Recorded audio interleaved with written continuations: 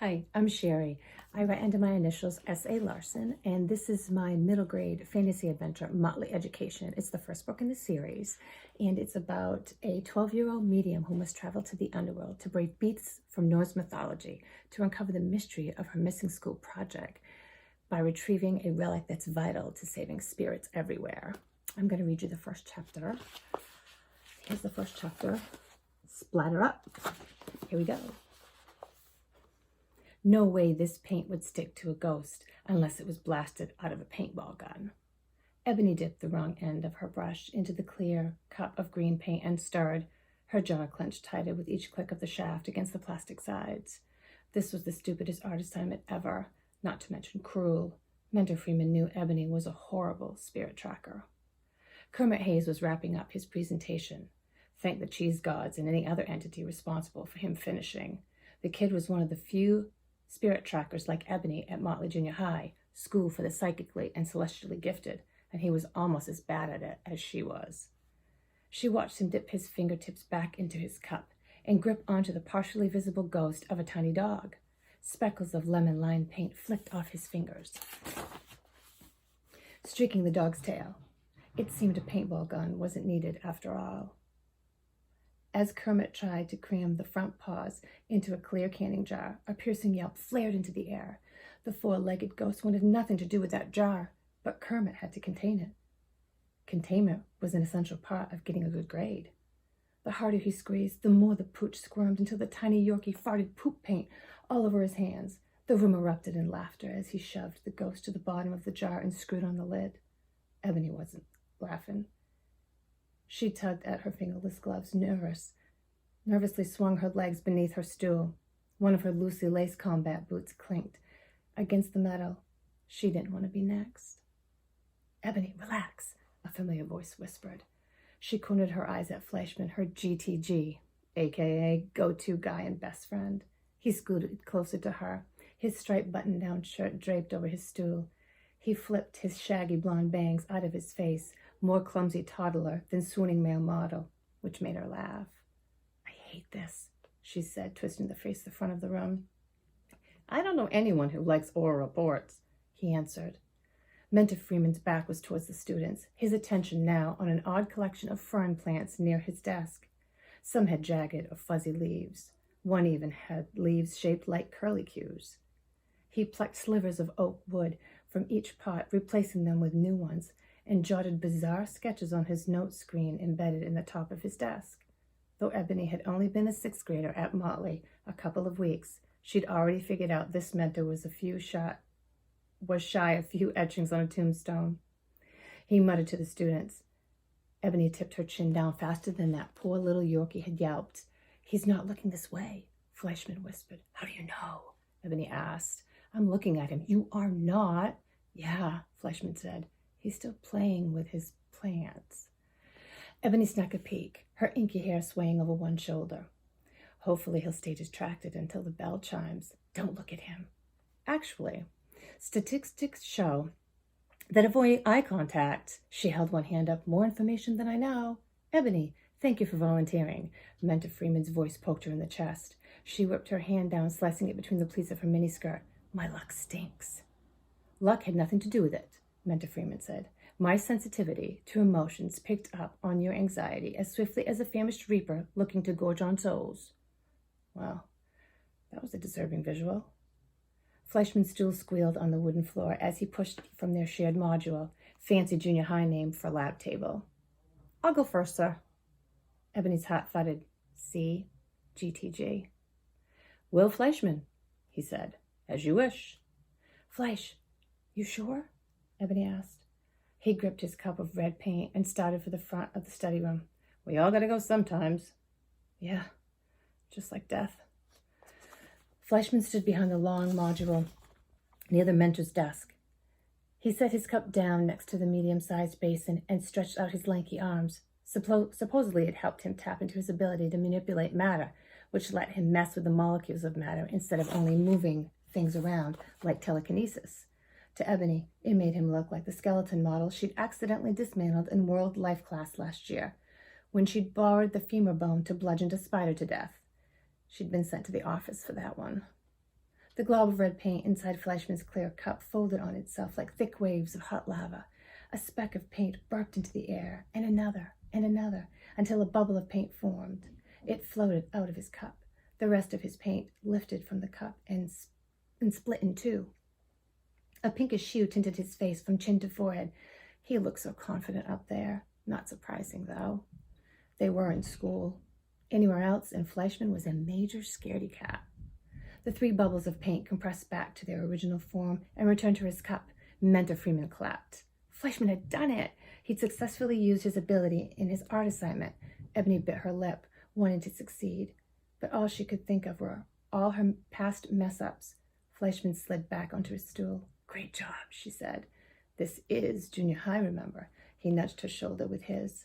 "You'll do great, too. Just keep it simple." "Me? Do simple?" Evany said. "Impossible, I know. You better fake it." Fleshman pecked his chin forward toward Mentor Freeman, who was making kissy faces at his ferns.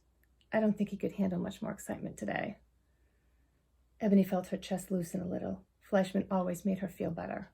"Anyway, from my calculations, the possibilities of what could go wrong are minimal." "Good to know," she whispered.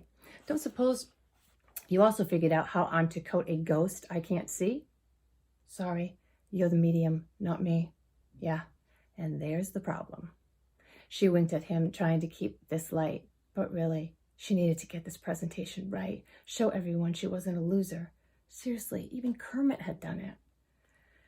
"At least you know a few more ghosts are floating around here somewhere," Fleshman said. "Mentor Freeman did say that he had them specially delivered this morning for his tracker art students." "That's what he said." Evany slipped off her stool. "It's not like I'd know the difference. I can't see them, remember?" Fleshman didn't argue. Evany trudged to the front of the room and set her cup down. She gazed at the tin ceiling tiles decorated with ornate symbols. Those reminded her of the medium apprentice medal dangling from her neck. She really wore it because that would imply she'd reached the apprentice stage. Technically, she hadn't. But her twin aunts always told her it was important, and they were old and wise and weird. Seriously weird. "Be one with nature. Feel the energy around you," they'd said to her. They sounded like some lame love song only adults listen to. Despite that, Evany clenched onto the medallion and closed her eyes. Energy from Freeman's ferns hit her first. Her skin tingled. She picked up on her classmates' puberty-ridden energy and the stench of rotten eggs. She scrunched up her nose and peeked through one eye. It could be the ghost dog's paint fart lingering, but more than likely it came from the 3 football players sitting near the back closet. Taking daily showers was a no-no for their team. Something about washing away good mojo? Evany would never understand boys. "Evany," Mr. Freeman started. "I'd like to see your presentation today." A few sniggers rose from a back module. Evany didn't let them bother her, because honestly, she'd expected more jokes by now. She repeated her aunt's words to herself and rubbed her medallion between her fingers. It had never worked for Evany before, but like Fleshman said, this was junior high. Evany expanded and pushed against the wall. Energy expanded and pushed against the walls of the study. Her heart thudded hard in her chest. Maybe a spirit was close, like a real-life spirit she'd actually see. Squiggly dots floated beneath her eyelids, and she leaned against the module. Whoa. Fainting wasn't an option. Not here in front of everyone, but thinking this could finally be it practically took her breath away. She'd imagined what it'd be like to see a spirit other than the same 3 spirits she'd communed with since kindergarten. No matter what medium skill Evany tried, she could only see those 3. "You need to try harder," her mother's voice invaded her head. She didn't want to try harder. Her normal efforts had already resulted in so many mistakes. It even caused so much tension between her parents that her father had moved out of the house 2 months ago. Evany guessed he was tired of arguing about it with Mom. Making things worse wasn't a choice. Neither was failing. She cinched her eyes tighter and ground her teeth. The skin under her armpits felt clammy. A force stirred in her voice. Voices rose and students fidgeted in their seats. Evany tried to stay positive and pictured them clapping for her. She even imagined herself smiling. Someone gasped, and Mentor Freeman said her name. Evany opened her eyes. She wished she hadn't. Blue, pink, orange, and yellow globs of paint hovered in midair.